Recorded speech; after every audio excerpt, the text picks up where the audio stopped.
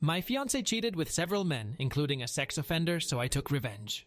I met my ex in 2012, right after I had just turned 30. I had only dated and been with women exclusively until I came out as bisexual at 28. Let's just say the year I was 29 was a busy year, making up for what I missed out on. It was mostly casual hookups, yes, safe, and I did try dating 2 different guys for a few weeks, but it just never worked out or got serious. I kind of figured that I'd probably end up marrying a woman or not getting married at all because I just didn't see myself catching romantic and sexual feelings for a guy. Then I met Ryan. From the first date, it was just like the only other time in my life I had fallen in love. Butterflies, constantly thinking about him, wanting to spend every moment with him. He fell for me hard too, and we became an item, though he did say, while he considered my bisexuality a turn-on, because he had a thing for straight guys, it also gave him pause because of my desires for the opposite sex, and his concern it may lead me astray. I thought about it, and understood it was a legitimate worry, but assured him that I couldn't even think about anyone else, because I was really into him. Note: I knew he was the one by the end of the first month, and I was in love, but I wasn't going to say these things too soon and risk scaring him off. On our first date, he admitted to me that he was legally blind due to a genetic disorder and that it was progressive, and eventually he would only have a sliver of his peripheral vision. He immediately said he understood if I didn't want to see him again, because no other guy had wanted to date him and be his driver all of the time. I grew up with a brother in a wheelchair who never learned how to walk or talk due to misdiagnosed meningitis at 6 months old back in the 70s. I told him that, and said that what my brother had was a severe disability. So in my perspective, his blindness had no effect in my feelings, and that always being the driver was a small sacrifice just to be with him. The following years were bliss. We brought out the best in each other. My family, who was surprised, but very supportive when I came out, adored Ryan and treated him like family, and said that I acted happier since we'd been together. When I met him, he was working part-time in retail, and had done very poorly in high school because he lost a lot of his confidence as his vision deteriorated.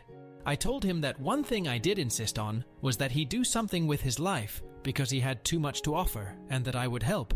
He said that he'd wanted to be a teacher, but didn't think someone with limited vision could teach. Nonsense. So I put him through community college for 2 years, then 2.5 years of a local university, and finally the 1-year teacher certification program as required by California. I drove countless miles and paid hundreds in public transportation costs for him, never blinking an eye or complaining. We'd been together for 7.5 years and were engaged to be married in October by the time he was in his last semester of his teaching certification, which involved him student teaching at his former high school with his favorite teacher from his days in school.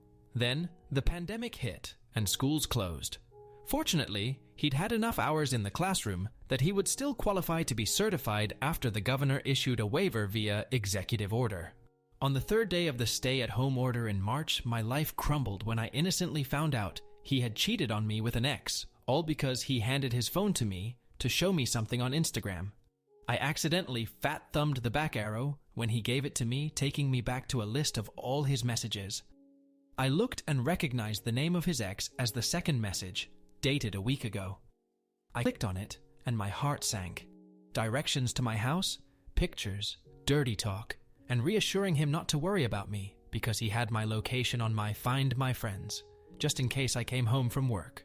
I immediately started screaming, demanding to know everything, and he admitted to having his ex over twice for sex, and that they didn't use protection. His ex was engaged to his GF during this, adding another victim. Then he admitted to sleeping with his straight but curious recently single cousin, by marriage, twice. Again, no protection. Finally, he admitted to sleeping with a supposedly straight guy he and many of my cousins went to school with, who I told Ryan I really didn't like him or want them talking because I didn't trust him after what I'd read about him. Since they were never close friends, I didn't feel like this was a big sacrifice, or that I was being too controlling, and I assumed that he knew why I, and all my cousins, felt that way, but didn't bother repeating it. The reason was, after high school at age 20, this guy was convicted of sexual assault and penetration with a foreign object against a 16-year-old girl and had gone to jail and required to register as a sex offender for life. Apparently, my ex was the only person in his graduating class that hadn't heard that news. All of this happened in my home while I was working. We spent the whole weekend crying with me, asking over and over why, and him repeatedly crying and saying he just didn't know, and that he felt terrible. Monday comes around and anger started being as common as sadness, and I made a comment that said I was going to pull all the phone records going back the 3 years that AT&T kept them for a fee. Only when he heard that did he admit to one more guy, some random named Frankie off the gay hookup app Grindr, who was the first guy he cheated with and continued to casually hook up with for nearly 2 years, with the last time being in February, the month before. He told me how it started. Get this. It was the day after his graduation with his BA in May 2018, and he was drunk from celebrating and wanted to have sex. I too had been celebrating with him and said I was too drunk to perform and said I'd make it up the next day, then passed out asleep on the couch. Apparently he was angry horny because he downloaded Grindr, chatted with this Frankie fellow, and arranged to have sex in his car in a church parking lot across the street from our condo, which happens to be across the street from a school. This fact is important later, all while I slept on the couch.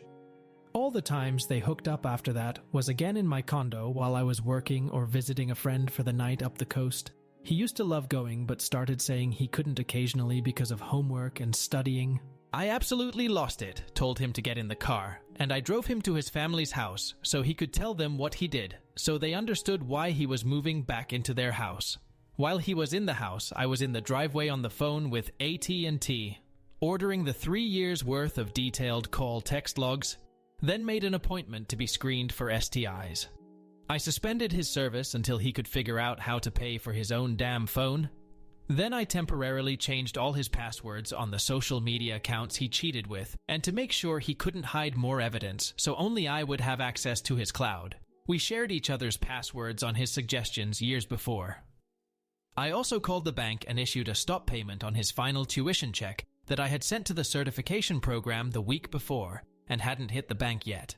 Before deleting his social media except Facebook, I took screenshots of the entire Instagram conversation with his ex and mailed the conversation to his fiancé, who deserved to know so she could see a doctor and get tested too. His family was very religious and had kicked him out in high school for 3 days when he tried to admit he was bi and only took him back in when he took it back. Needless to say, she ended it, he got kicked out. One down. He came back out to the car and we went home. I took his house key and told him to say goodbye to our 3 pets and get packing.